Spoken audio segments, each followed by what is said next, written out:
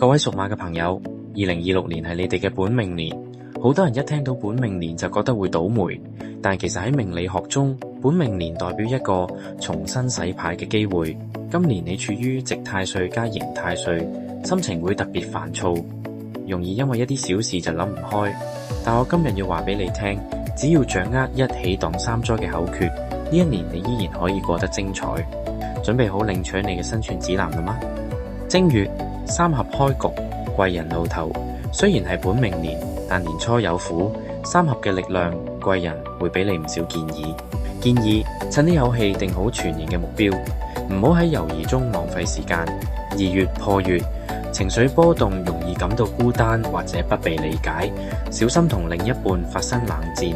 注意說話前先停3秒，避免禍從口出。3月財運平平，開支增加，可能有唔少面子工程嘅消費。建議學習理財。呢一年守財比招財更重要。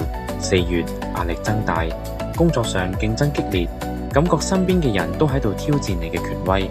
5月本命月，火氣巔峰，55字形最嚴重嘅月份，情緒最壓抑，容易轉牛角尖，甚至有失眠問題。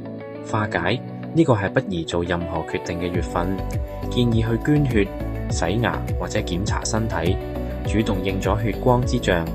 6月六合轉機，全年最順，馬與羊六合，呢個月會有強力嘅貴人幫你排憂解難。如果有咩重要嘅事要辦，請務必放喺呢個月處理。7月驛馬星動，適合出外旅遊或者公幹，透過地域嘅變動嚟減低太歲嘅壓抑感。8月桃花大劫，異性緣不錯，但要小心爛桃花糾纏，處理唔好會影響名聲。9月三合合局，事業回升，人五虛三合，你嘅才華終於得到認可。建議適合團隊合作，唔好單打獨鬥。10月運勢平穩，心情逐漸平復，開始學會同本命年嘅壓力共處。11月正沖月份，大變動，子午相沖，呢個係本命年中最動盪嘅一個月，注意出入安全，預防過勞。呢段時間不宜探病問喪。12月亥月，謹防小人。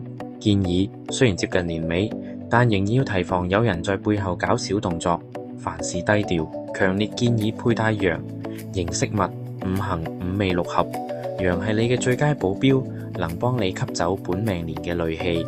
如果2026年家中有大喜事，如結婚、添丁、置產、創業，呢個就係最強嘅化解。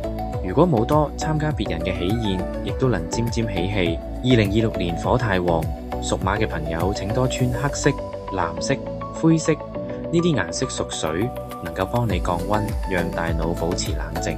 屬馬嘅朋友，本命年其實係一次斷捨離嘅過程，調調唔適合嘅圈子，放下多餘嘅執着，你就會發現馬兒依然可以奔跑得好快。下一集我哋嚟睇下生肖屬羊嘅朋友，2026年你哋竟然係天生嘅贏家。想知道好運秘訣，記得點讚同埋訂閱我嘅頻道，我哋下集見。